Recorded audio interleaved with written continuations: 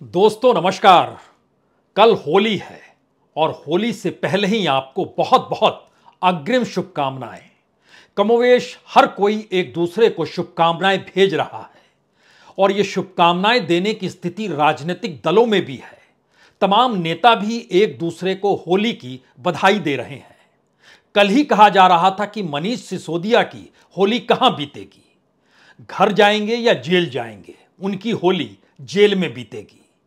लालू यादव को लेकर कहा जा रहा था कि होली से पहले उनके दरवाजे पर सीबीआई आएगी या नहीं आएगी, और देख लीजिए आज दिल्ली में उनकी बेटी के घर पर सीबीआई लालू यादव से घंटों पूछताछ करती रही। और कमोवेश यही स्थिति जेल के भीतर मनीष सिसोदिया के साथ रही। सीबीआई ने गिरफ्तार किया, अब जेल हो गई और जेल के भीतर ईडी पूछताछ कर रही है। सवाल है कि अगले बरस जब होली आएगी तो विपक्षी दलों की स्थिति क्या होगी, क्योंकि 2024 का चुनाव इस मायने में बहुत महत्वपूर्ण है कि अगर 2024 से पहले की परिस्थितियों में विपक्ष इस देश में खत्म होते लोकतंत्र को देख रहा है और यह मानकर चल रहा है कि दरअसल चुनाव अब वोटरों के आश्रय नहीं बल्कि सरकार के आश्रय जीते जाते हैं और इस देश की तमाम एजेंसियां जो हैं वो सरकार के लिए ही काम करती है, तो फिर अगले एक बरस में इस देश में क्या क्या होने वाला है। क्योंकि 2024 का चुनाव अगर विपक्ष के लिए जीवन मरण का सवाल है तो बीजेपी के लिए भी यह शायद अस्तित्व का सवाल है। क्योंकि एक क्षण के लिए कल्पना कीजिए 2024 में सत्ता पलट गई तो बीजेपी का क्या होगा, आरएसएस का क्या होगा, उन कॉरपोरेट्स का क्या होगा जो सत्ता के साथ खड़े हैं। राजनीतिक तौर पर ये सभी राजनीतिक मुद्दा इस देश के भीतर में बन चुके हैं और विपक्ष के हाथ में जब सत्ता आएगी तो वो लगाम किसकी कैसे खींचेगी यह कोई नहीं जानता है। और अभी जैसे सत्ता विपक्ष की लगाम खींच रही है उसमें 2024 के बाद कौन से हालात होंगे कोई नहीं जानता है। तो 2024 से पहले ही सारा खेल होना है और लंबी फहरिस्त है इस देश के भीतर में पॉलिटिकल पार्टीज की। कौन से राजनीतिक दल अगली होली एक दूसरे को बधाई देते हुए खेलने की स्थिति में रहेंगे या कईयों की गिरफ्तारी हो गई होगी, कई जेल में होंगे, कईयों के खिलाफ इस दौर में चार्जशीट दाखिल हो चली होगी, किसकी कौन सी स्थिति होगी। क्योंकि किसी भी राजनीतिक दल के लिए उस पार्टी को चलाने के लिए पैसे की जरूरत होती है। और अगर 2019 के बाद की परिस्थितियों को देखें तो इस देश में बहुत सारे ऐसे राजनीतिक दल हैं जिनकी फंडिंग जीरो रही। यहां तक कि क्षेत्रीय नहीं बल्कि राष्ट्रीय पॉलिटिकल पार्टी ने भी जब इनकम टैक्स के दस्तावेजों को भरा तो उसमें पॉलिटिकल फंडिंग जीरो दिखा दी। कोई भी पार्टी बिना संगठन के चलती नहीं और संगठन के लिए पैसा चाहिए। वहां पर झंडा बैनर चाहिए, एक दफ्तर चलाने वाला चाहिए और उसके आगे अगर राष्ट्रीय पार्टी है तो समूचे देश के लिए एक बजट चाहिए। तो क्या भारत की राजनीति धीरे धीरे 2024 तक ऐसी परिस्थिति में लाकर खड़ा हो रही है जहां पर अब वैसे राजनीतिक दल खत्म हो जाएंगे जो होली भी अगले बरस मना नहीं सके? आप कहेंगे ऐसा होता नहीं है। जनता के बीच शिरकत करेंगे, नेता खड़े होंगे तो इस देश के भीतर में जिस भी नेता की राजनीतिक पकड़ है या वह चुनाव जीत सकता है उनकी तादाद कितनी है और अगर वो विपक्ष में है तो कब सत्ता के साथ खड़े होंगे या उनकी अपनी राजनीतिक दल की स्थिति कितनी खस्ता है, जरा आज इसे समझने की जरूरत है। और इसके साथ यह भी समझिए अगर एक तरफ पॉलिटिकल फंडिंग बंद, दूसरी तरफ गिरफ्तारी की तलवार लगातार लटक रही है और इन परिस्थितियों में चर्चा यह होने लगे कि अगले बरस किस राजनीतिक दल के किस नेता की होली घर में मनेगी, पार्टी दफ्तर में मनेगी, जेल में मनेगी, हिरासत में मनेगी या कहां मनेगी। और अगला सवाल, अगर वो चुनाव जीतने की स्थिति में नहीं तो इस देश के भीतर में कितने राजनीतिक दल हैं जिनके पास आज की तारीख में संगठन को चलाने का भी पैसा नहीं है। और जो जुड़े हुए हैं ऐसे राजनीतिक दलों से जिनकी पहचान एक वक्त बड़ी थी, आज की तारीख में हारते हुए नाव पर वह खुद को सवार मानते हैं, लेकिन उनकी मजबूरी और जरूरत और उनकी पहचान अगर उन राजनीतिक दलों से जुड़ी हुई है तो उसके पास कोई दूसरा विकल्प इस दौर में बच नहीं पा रहा है। वो क्या करेगा? हमें लगता है एक एक करके आज हर कच्चे चिट्ठे को समझने की कोशिश कीजिएगा और इसकी बारीकी को समझिए कि भारत की राजनीति एक ऐसी दिशा में धीरे धीरे जा रही है जहां पर बड़ी तादाद में जो पॉलिटिकल पार्टीज नजर आती थी और वह अपनी मौजूदगी के सहारे अपने संगठन को चलाती थी और संगठन के आसरे राजनीति में हस्तक्षेप करती थी, अब उनकी जरूरत शायद भारत की राजनीतिक व्यवस्था को नई राजनीतिक व्यवस्था के तहत नहीं होगी क्या? यह सवाल इसलिए भी हो सकता है क्योंकि पहले सीबीआई गिरफ्तार करती है और फिर इकोनॉमिक ऑफेंस के तहत ईडी उसको पकड़ लेती है। ये आरोप दर आरोप इस देश के भीतर लगते चले जा रहे हैं कि बीजेपी में शामिल हो जाइए तो बच जाइएगा। हम एक दूसरी स्थिति आपके सामने रखते हैं। इस देश के भीतर में ईडी जो अलग अलग केस करती है, उसने जिन केसेस को किया है उसमें फॉगेटिव इकोनॉमिक ऑफेंडर्स भी हैं। उस एक्ट के तहत कितनों की गिरफ्तारी हुई, कितने लोग टारगेट हैं, यानी जो इकोनॉमिक ऑफेंस करके इस देश को छोड़कर चले गए। किसी भी बैंक वाले से पूछिएगा तो बता देगा कि हमारा इतना कर्ज लेकर यह देश छोड़कर भाग चुके हैं, लेकिन वह इकोनॉमिक ऑफेंडर नहीं है। इस देश के भीतर में पॉलिटिकल पार्टीज जब कहती है तो एक सिस्टम को भी समझिए। सिस्टम ऐसा बन चुका है इस देश के भीतर में जिसमें कौन क्रिमिनल है और कौन ठीक है, किसकी फाइल पर तेजी से कार्रवाई होनी है, किसे ठंडे बस्ते में डालना है, यह राजनीतिक सत्ता तय करती है और उस सत्ता को जनता चुनती है। जनता के चुनने के दौरान राजनीतिक व्यवस्था जो इससे पहले नजर आती थी वो गायब हो चली है। जैसा राहुल गांधी ने विदेश में जिक्र किया, 2004 में जब राजनीति में आए तो लगा यही कि सबके लिए एक बराबर फील्ड है, हर किसी को राजनीति में जाना है तो फिर जनता के पास जाए, वोट मांगे। लेकिन नई परिस्थितियों में हर परिस्थिति बंधक बना ली गई राजनीतिक तौर पर। उस दिशा में अभी थोड़ी देर के लिए ना जाइए। देश के भीतर होली के माहौल में अगले बरस की होली तक की परिस्थितियों का जिक्र जरा कर देते हैं। फॉगेटिव इकोनॉमिक ऑफेंडर्स के तहत सरकार का आंकड़ा बताता है कि लगभग इसमें 14 लोगों का जिक्र है।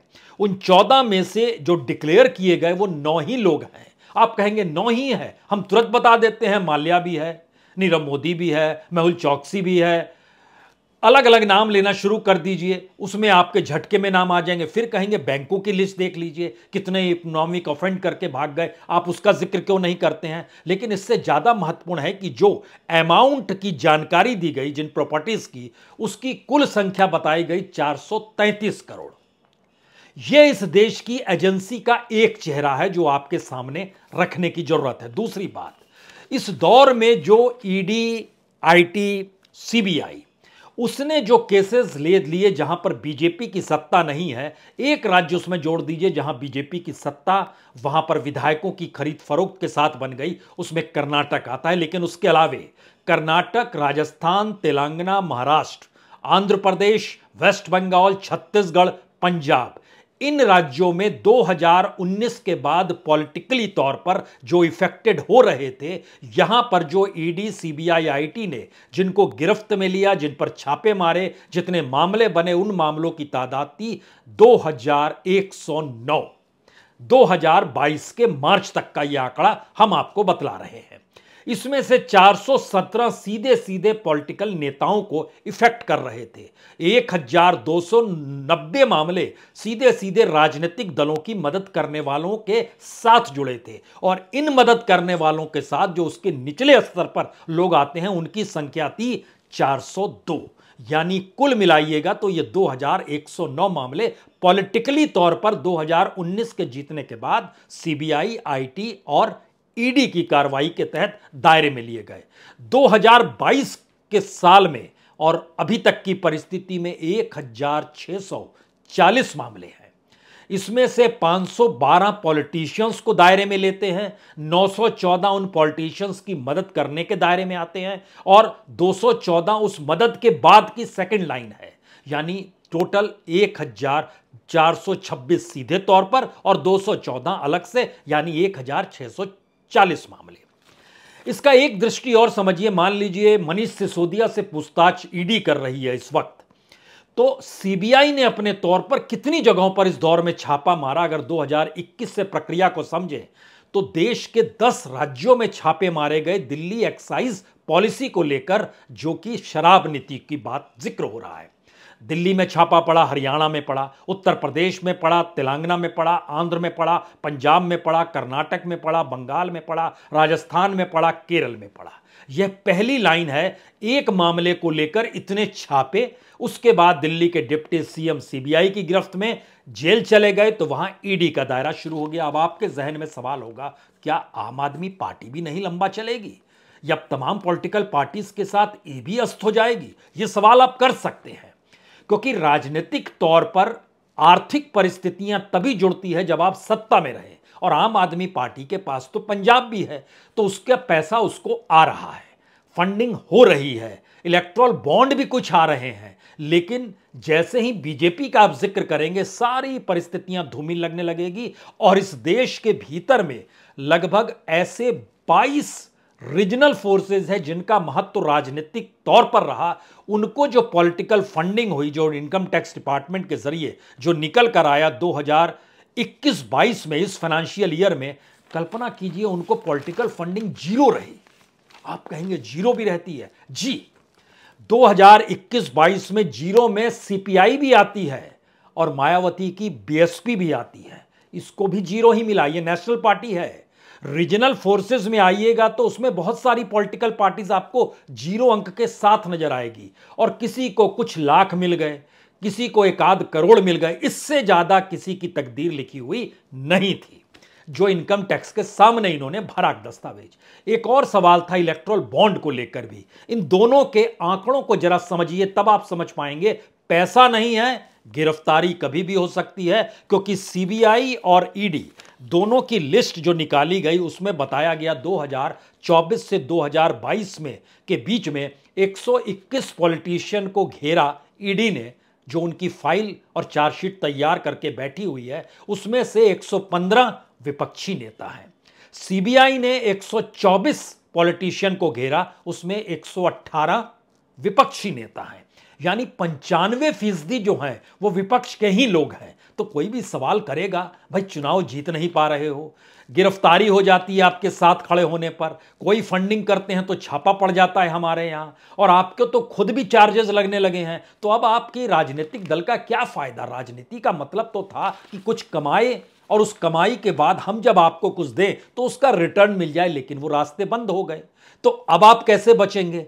अब इसके भीतर में आइए और आइए जानना चाहिए कि इस देश के भीतर में सबसे पहले इलेक्ट्रल बॉन्ड का हम जिक्र करते हैं, क्योंकि इसकी तादाद जो है ये 9,208 करोड़ तक का बताया गया मार्च का। हालांकि उसके बाद 1,000 करोड़ और इलेक्ट्रल बॉन्ड लिए जा चुके हैं जो 2022 के दिसंबर तक आए।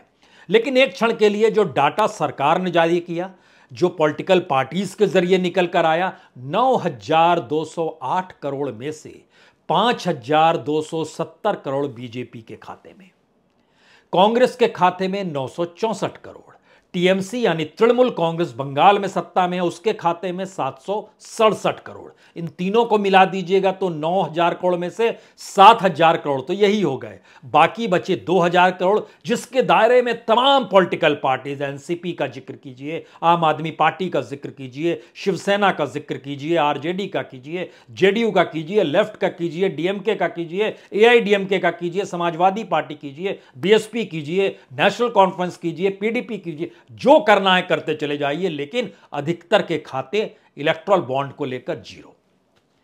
और अगर एक क्षण के लिए आप साल दर साल देखना चाहते हैं तो 2022 में बीजेपी को मिलते हैं 1,033 करोड़। तृणमूल कांग्रेस इलेक्शन में शामिल थी, इलेक्शन जीत कर आई तो उसको मिले 528 करोड़।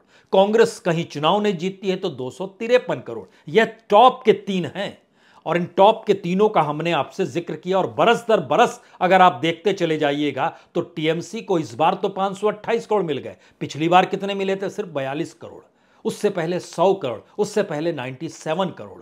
कांग्रेस को पिछले बरस कितने मिले थे, यानी 2021 में सिर्फ 10 करोड़।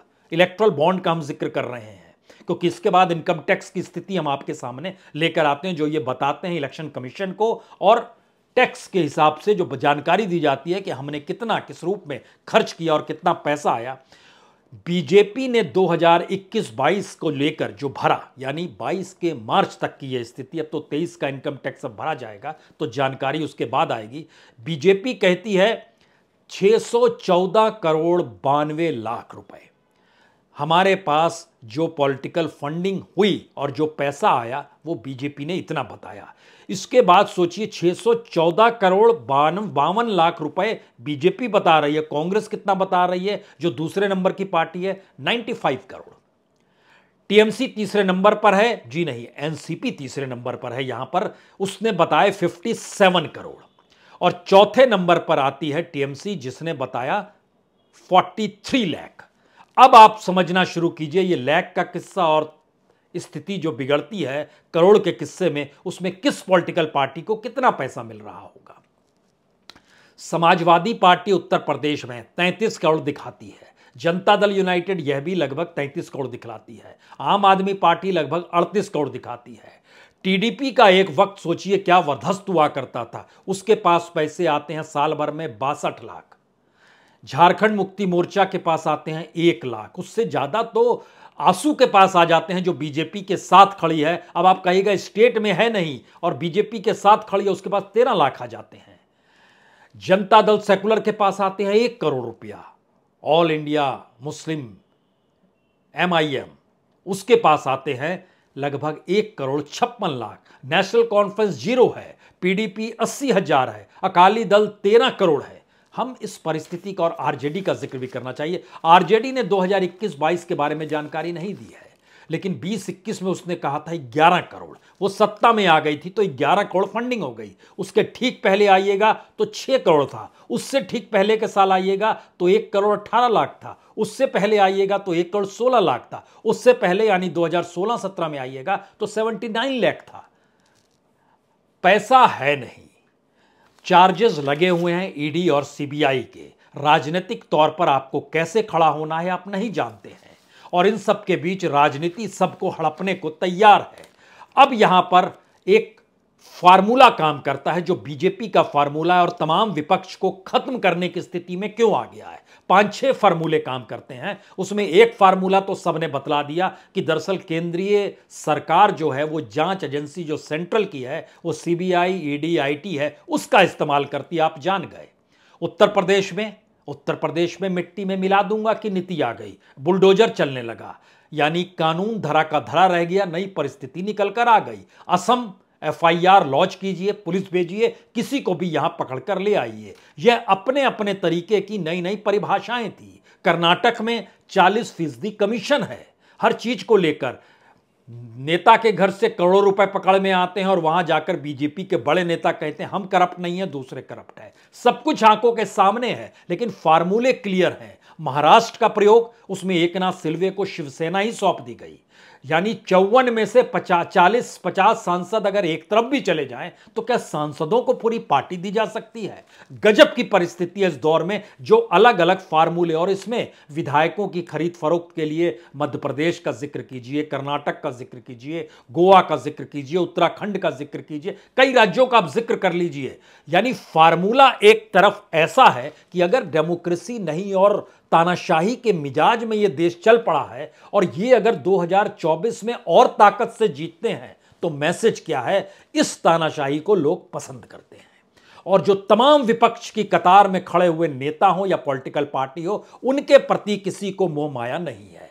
पहला संदेश तो यही है। दूसरा संदेश क्या है? इस देश के भीतर में शेयर बाजार का कितना बड़ा भी स्कैम हो जाए, अगर वो साथ खड़ा है तो कोई जांच नहीं होगी। बड़ा क्लियर मैसेज है। अगर इस देश के भीतर में कोई पॉलिटिकल थ्रेट के तौर पर है तो उसके खिलाफ मामले बने या उसकी पॉलिटिकल तौर पे पूछताछ की शुरुआत हो और राजनीतिक तौर पर उसका प्रभाव कैसे कम किया जाए और इंटरप्रिटेशन मीडिया कैसे बनाए, इस दिशा का एक फार्मूला काम करता है। और अगर सरकार भी दूसरे की बन जाए तो उस फार्मूले में भी सरकार को खरीदने की स्थिति भी है। ये सारे फार्मूले तो चल रहे हैं, लेकिन 2024 के बाद भी ऐसा होगा क्या? लगता नहीं है ऐसा होगा, क्योंकि 2024 इसलिए एक बेहतरीन साल है भारत की डेमोक्रेसी के लिए, या जिस डेमोक्रेसी को तानाशाही या ऑटोक्रेसी कहने से विपक्ष घबरा नहीं रहा है और कतरा नहीं रहा है, और पत्र भी अब लिख रहा है क्योंकि वो समझ चुका है 2024 में अगर हारे तो 2029 देख पाना मुश्किल है। और 2024 में खड़े होने की जो स्थिति में है उसके लिए जेल है, गिरफ्तारी है, पॉलिटिकल फंडिंग बंद है, उसके इर्द गिर्द के दायरे को शिकंजे में कसने की परिस्थितियां हैं, क्योंकि भारत के भीतर में दो तरह के नए कैडर सत्ता ने खड़े किए हैं। इस बात को विपक्ष समझ भी रहा है, लेकिन उसके पास कोई दूसरा उपाय नहीं है। यह कैडर नॉन पॉलिटिकल है, यानी 5 किलो फ्री में अनाज, ये एक लिहाज से सत्ता का कैडर है। डायरेक्ट बैंक ट्रांसफर का पैसा वो किसान सम्मान निधि के हो या दूसरे माध्यम से, ये एक नया कैडर है। जो पेंशन जिनको मिलता है वह एक नया कैडर है। इस देश के भीतर में जो भी राजनीतिक तौर पर ऐलान होती है पॉलिसीज का, वो जब इंप्लीमेंट होती है राजनीतिक दल के जरिए, यानी ये मैटर गायब हो जाए कि भाई इस देश की संपत्ति है, इस देश के टैक्स पेयर का पैसा है, उसी पैसे से तो सुप्रीम कोर्ट भी चलता है और इलेक्शन कमीशन भी चलता है, सीबीआई भी चलती है और ईडी भी चलता है, और जो दिया जाता है पैसा वह भी तो इस देश का ही पैसा है। तो जनता का ही पैसा जनता को लौटाने की परिस्थिति में कोई राजनीतिक दल अगर ये कहे ये हमारा पैसा हम आपको दे रहे हैं, और ऐसी मनस्थिति तैयार हो जाए, तो फिर सीबीआई और ईडी की कार्रवाई नॉन पॉलिटिकल है या पॉलिटिकल है, इसको लेकर कोई बहस और जिरा होनी नहीं चाहिए।